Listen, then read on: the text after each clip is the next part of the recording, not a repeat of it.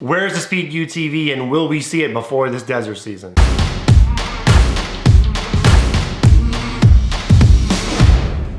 What's happening, everybody? Nick Olson, Chupacabra Offroad, and it's April of 2021. We have not seen the Speed UTV in real life in the customer's hands, but there has been a lot of progress since I made this last video about the Speed, which was me accessorizing my El Jefe when that was almost 6 months ago. So hard to believe that the Speed team's been going at it with the live presentations for over a year. I think they're about 54 or 55 presentations deep at this point. And it was about a year ago where they started telling us what this vehicle would be, which ended up being far different than the prototype they showed at the Sand Show in September of 2019. So fast forward 6 months from my last video, let's bring you guys up to date on what's been going on if you haven't been following closely like I have. So while the Speed team did miss some of the deadlines, originally they were hoping that the first car was going to be in production by around Thanksgiving time.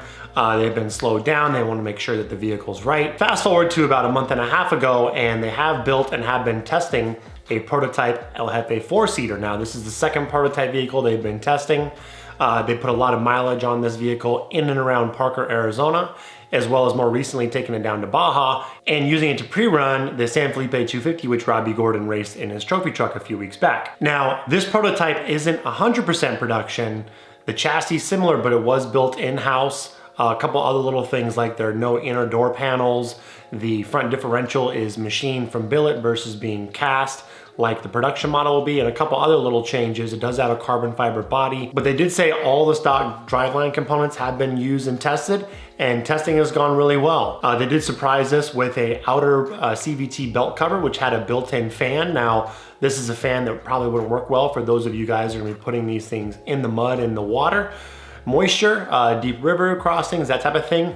But for those of us in the Southwest, it's probably not gonna be a big deal. They talked a little bit about it, and I'm sure have been using it to make sure they keep their belt temperatures low. And from what we've seen and heard so far from the team, the belts have held up really well. So if you wanna see some of the testing videos, you can check out their YouTube channel. We'll link it below, or you can join the Speed UTV Facebook group, which is really good if you wanna stay up to date on what's happening. And speaking of which, there was an important update on April 9th from the team at Speed, which states, "We have kicked off production of 10 full assembly line builds, 100% production cars with production bodies. These are the same cars the customers will be receiving. These cars are a month away, and mid-May is when we will see these production cars." So in my opinion, this is a big deal. Finally, we're gonna see some production vehicles with all the production components, 100%. We're gonna see these things being tested, and it's gonna be our first real look at what the customer can expect to bring home in their garage, hopefully sooner rather than later. Speaking of assembly line, Robbie Gordon has shared some production components being welded up. They were talking about the robots they've been using to build all these chassis components. Now they've been teaching the robots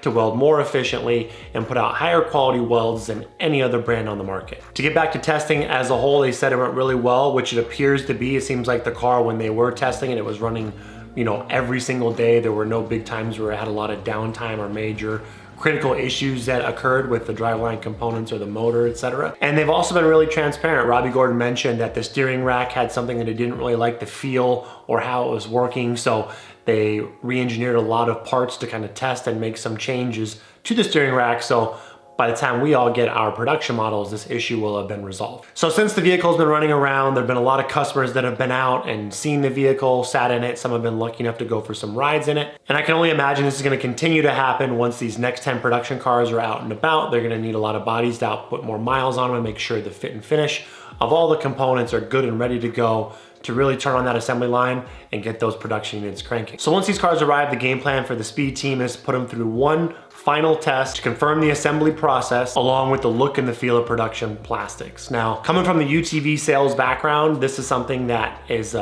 might not seem a little trivial, but it's very important on the showroom floor. And for years, different brands have battled about this. And I'd say as a whole, Can-Am probably has done this the best. But I have to give Polaris some props for stepping up their fit and finish quality more recently with the Turbo S coming with the Ride Command digital dash, a nicer steering wheel, and more currently the Pro XP having upgraded seats and a lot better fit and finish than the previous generation Polaris models. So like I said, for some people, this isn't that big of a deal. If you're like me, you really care about the performance numbers, you're looking at the beefy chassis, and a nice fit and finish is just candles on the cake. But a lot of people really obsess over these details, how the plastic fits, the fasteners, how the doors feel, the whole experience of just sitting in the vehicle on the showroom floor, particularly if you're new to the sport or you just really associate that with the value of what you're spending your money on.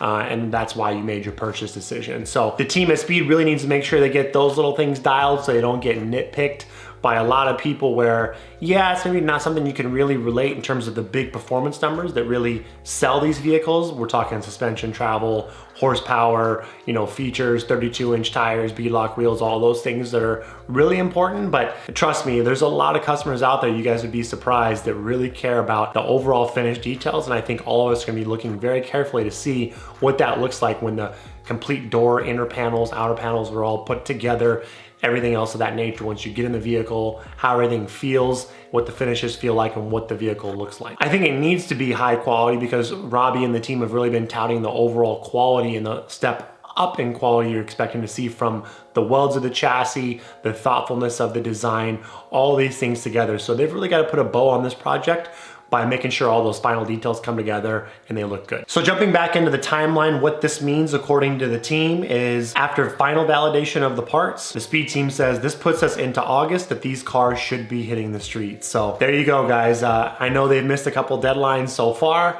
but August is the new deadline. And to further that point, they said they have not seen anything that would slow the process down. Now, that's an important thing to say because right now at this point in time, you guys have probably seen or heard if you're trying to buy a new side-by-side or buy parts and accessories, everyone's backed up.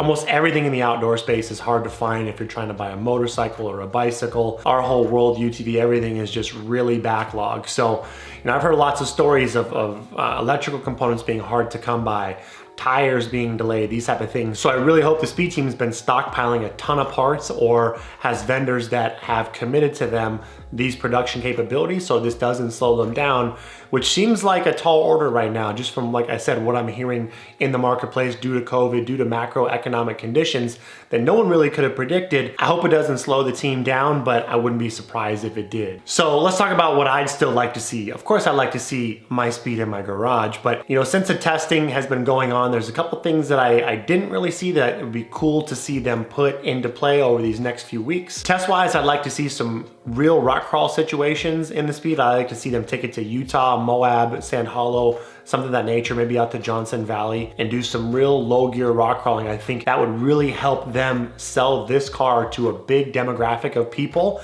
outside the Southwest. And also a lot of us in the Southwest like to use it for that or want to use it for that as well. So I think that'd be a big selling point if they can run the prototype and these production cars in those environments. Not many of us are concerned that the car is gonna rip down wash roads like some of the videos they've been posting, and that's great. I think that's what we expect, but we all can be delightfully surprised, as well as new customers can be sold if they can really show this thing's capabilities in the rocks. I'd also like to see some testing with the clutch cover that does not have the fan on it. They said they haven't burnt any belts, which is good and promising to hear. But I think that outer clutch cover isn't gonna work for a lot of potential customers.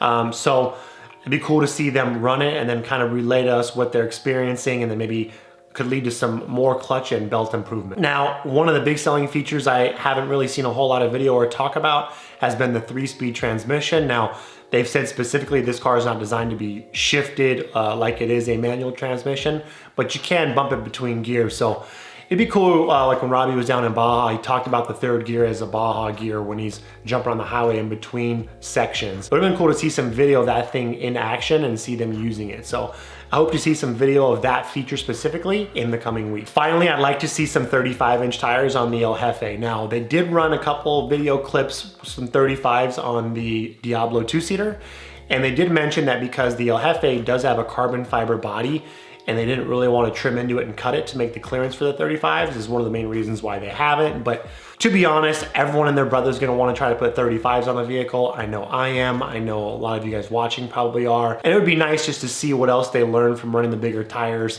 And they did also mention that the clutch is going to be somewhat adjustable. So it'd be really cool to see if these production clutches can be adjusted enough to make the 35s work nicely and not increase belt temperatures and reduce belt life. I also think they'd learn more and not only be able to prove more if the bearings are more resilient, the hubs, all these other components are holding up to a bigger, heavier, over 50-pound, 35-inch plus tire. And one more thing I'd really like to see is just piles of parts. Now, Robbie has shown some photos of some of production chassis being put together, like I mentioned, some of the production components, but they're saying sales keep growing. I think they're over 10, 11, 12,000 vehicles sold at this time. That leads to 48,000 tires, 48,000 wheels, not including spares, and so on. So it'd be nice to just really see a lot of all those production parts, because I think we all want to see that. We all want to know and feel like it's close. And I'm sure if you're the Speed team, yes, they've been talking about cranking out 40 vehicles a day, but let's say if you're lucky in the first 250 batch of cars, well, that's going to be good for a short period of time. And then everybody else who's number 251 through 12,000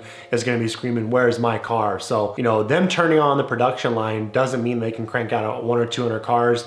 Yes, it will kind of silence a lot of the haters, if you will, but with so many people, it's only going to build the hype, so many customers, that they need a huge stockpile, a reserve of parts. So hopefully they have those parts. Hopefully they're building them, and I'm sure they're all working on them as fast as they can, but it'd be nice to see that so that we know when the production line is turned on, if you're customer number 1,500, 2,500, 3,000, you can see that there's a better feeling of when you're going to get your vehicle, and hopefully customers down in that master number range, we're also going to see their vehicles before the desert season. So yeah, desert season for us in the Southwest pretty much ended, but I mentioned August, and right after August comes the sand show, and then the desert season fever starts to set in.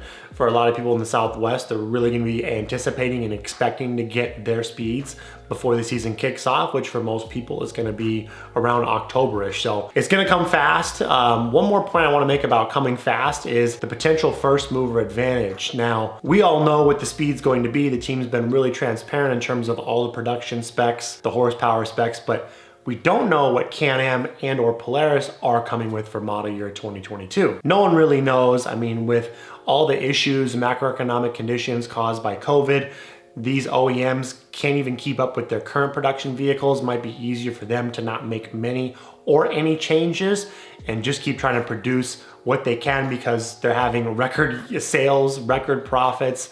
Everything's going as good as it can go, as long as they can get the parts to build these vehicles and get them on the showroom floor. I don't even think they're sticking around on the showroom floor from what I'm hearing. But that doesn't mean that Can-Am doesn't have something up their sleeve, and or Polaris. So the point I'm trying to make is that if the Speed gets delayed too long and Can-Am and or Polaris surprise us with a big release, well, that will put Speed a little bit on their heels. It remains to be seen who's going to be the new king of the jungle in the UTV world this desert season. But I'm feeling pretty certain that Polaris is going to launch that new Pro R this year based on seeing the new class changes in racing. So I do think that vehicle will come into fruition. Can-Am, who knows? I think they're really good at keeping their cards close to their chest.